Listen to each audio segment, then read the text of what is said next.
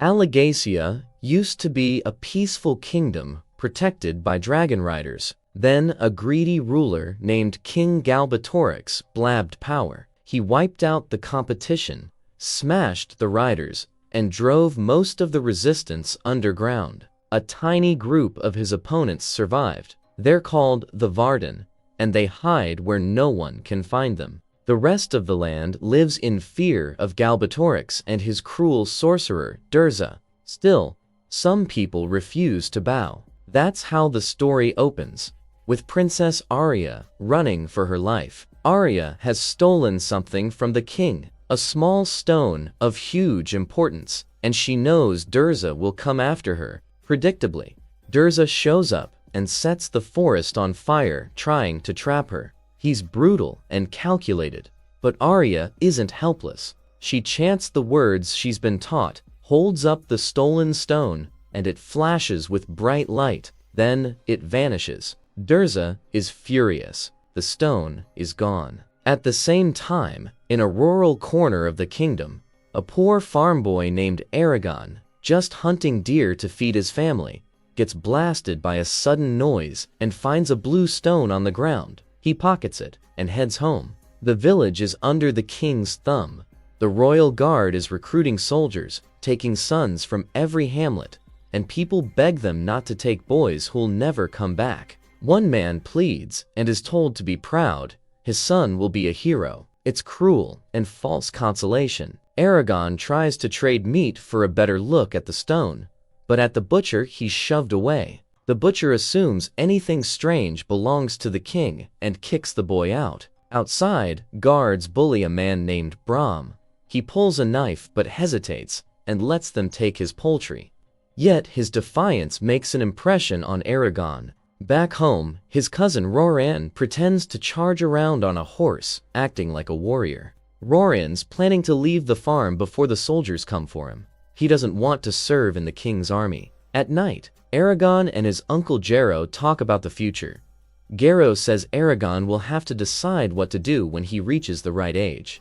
Eragon says he's happy on the farm and doesn't want much. He asks about his mother and learns she left when he was small. That night, the mysterious blue stone starts to hatch. It wasn't a stone at all, it's an egg. A tiny blue creature emerges.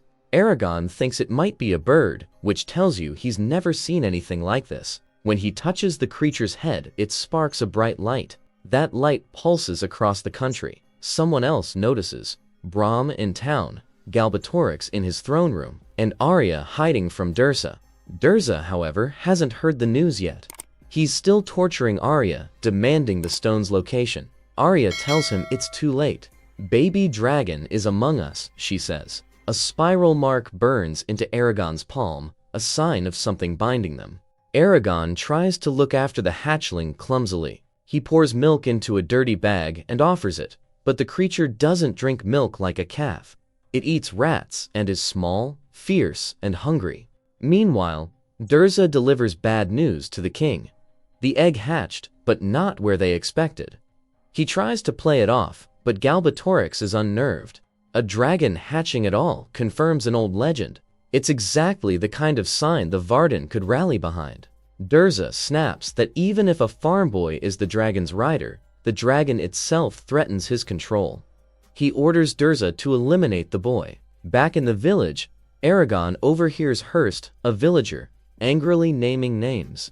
His sons were taken by the king's soldiers, and he's never heard from them again. People are scared to speak, but Brahm keeps talking about old times when dragons and riders protected the land. He says the dragon age will come again.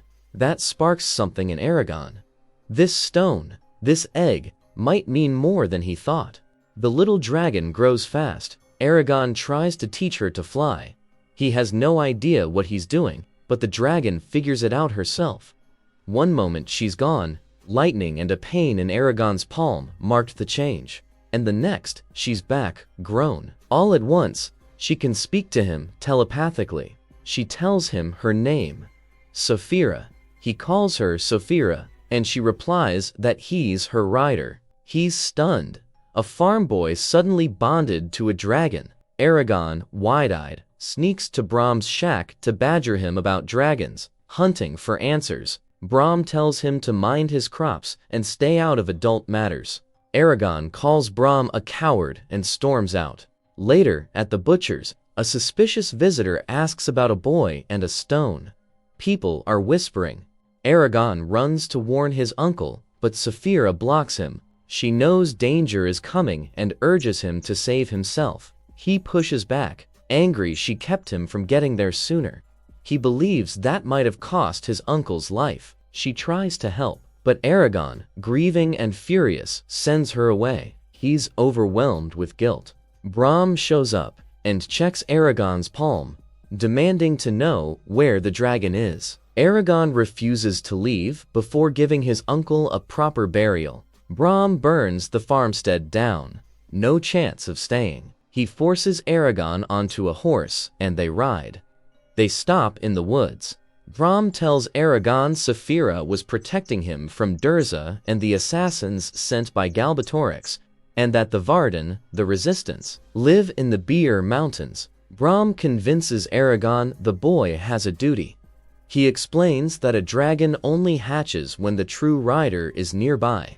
The rider and dragon become linked. The rider can outlive a dragon, but a dragon won't survive its rider. That means Eragon's life is in danger if the king knows. At the evil castle, Galbatorix materializes before Durza. Furious that a Razak failed to kill the rider, Durza chooses one of his men to finish the job. Brahm already knew Durza's methods. The sorcerer's power is dangerous and patient. Eragon decides they must go to the mountains and join the Varden. He tells Saphira to stay hidden and to come only at night. They ride toward the Dras Leona River, and on the way meet a group of Urgals, former rebels who now serve as the king's guard. Rather than avoid them, Eragon foolishly tries to fight. He brags about training with his cousin Roran, and Brahm has to put him in his place. Brahm scolds him. He won't be fighting like a child. Night falls, Saphira arrives, and Brahm starts a fire for them. There's a tense calm before anything happens. They reach the village of Dras Leona, and a hooded youth watches them. Brahm says he has errands, tells Eragon not to talk to strangers. Of course, Eragon immediately does the opposite. He wanders into a tent and meets a girl named Angela who offers to read his fortune in dragon bones. Outside, Urgals ambush them. Brahm fights fiercely, but it's Eragon who turns the tide. He calls on the ancient dragon language and shoots an arrow of fire, a wildfire arrow that explodes and scatters their attackers. He passes out afterwards in a frightening dream, waking with his hand burning. Brahm explains, Eragon used magic, the old language. It's powerful, but dangerous. He warns about limits and consequences, then surprises Eragon. Saphira is back with a saddle, and this time Eragon learns much faster. He begins to ride properly, and Brahm shouts advice from below. After several wild maneuvers, Eragon tries a mind bond trick that lets rider and dragons see as one. That's how they spot a band of Razak lying in wait. Deadly assassin. Saphira comes down and helps rescue Brahm. They battle Razak. Saphira gets wounded, and Brahm is furious at the cost. Eragon grabs Brahm's hand and learns Brahm's backstory. Brahm had once been a rider too. His dragon died protecting him from Murtagh, another rider who turned to Galbatorix's side. Brahm hunted Murtagh and took his sword, and he's lived with that grief and guilt ever since. Brahm becomes mentor, teacher, and guardian to Eragon. Meanwhile, Durza grows impatient with his underlings and decides to act smarter. He invades Eragon's dreams. Pretending to be Aurea, Durza lures Eragon toward a trap. He poses as a prisoner who needs saving. Eragon falls for it. Despite Brahm's warnings and Saphira's protests, Eragon flies to Gilead to rescue Arya.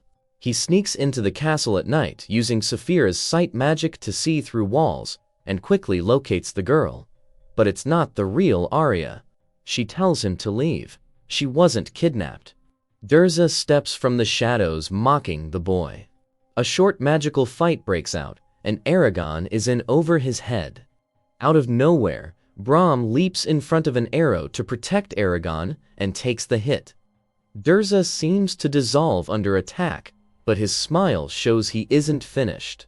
Eragon, Arya, and the wounded Braum flee Gilead, while the guards pursue them.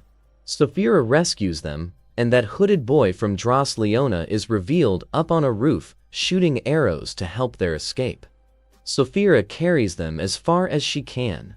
Braum tries to be healed with magic, but he dies. Saphira gives Braum a rider's funeral, and Eragon and company mourn. Braum was the first real mentor who taught Eragon the rider ways, and his loss hits them hard. After the funeral, Arya seems like she could become Eragon's partner. That was the implication. But she suddenly becomes very ill. Durza has poisoned her. The sorcerer can still reach through magic and touch her even though she's far away. Their only hope is the Varden. Before Aragorn leaves, Arya presses her hand to his face and shows him a mental map, the way to the Varden. Saphira then drops what looks like a bundle of black cloth. It's the hooded boy. His name is Murtagh. In many versions, he's the son of Morzon, the traitor rider. Murtagh says his father was traitor, but he himself hates what his father did. He's been waiting for the rider's return and says he can guide them through the mountains to the Varden. Eragon and Saphira are cautious, but they accept his help. From here, they must go by foot. They travel through rough, inhospitable mountain country, leaving Arya in the Varden's care as they warn that Urgals are closing in. When they reach a waterfall, they jump and swim to a hidden cave. Soldiers guard the place, and the Varden reveal themselves. Ajihad, or Ejihad, the leader, greets them. To prove himself, Eragon calls Saphira inside, and the Varden watch in amazement as dragon and rider unite. Ajihad's healers take Arya in. She'll get care, but there's tension over Murtagh.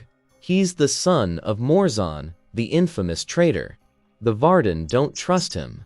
Murtagh swears his innocence, but they will hold him accountable if needed. Durza, desperate to impress Galbatorix, gathers an army of Urgals at the entrance of the Varden stronghold. He's been ordered to wipe out the resistance and leave no survivors. The Varden prepare for a fight they don't expect to win. Aragorn blames himself for leading Durza here, but the Varden rally anyway. Before battle, Aragorn has a quiet moment with Saphira. He asks why she chose him. She answers simply, for his heart. Then, in front of everyone, Saphira breathes fire for the first time, magnificent and terrifying, a sign that the dragon is fully bonded and fighting. The Varden are wildly outnumbered.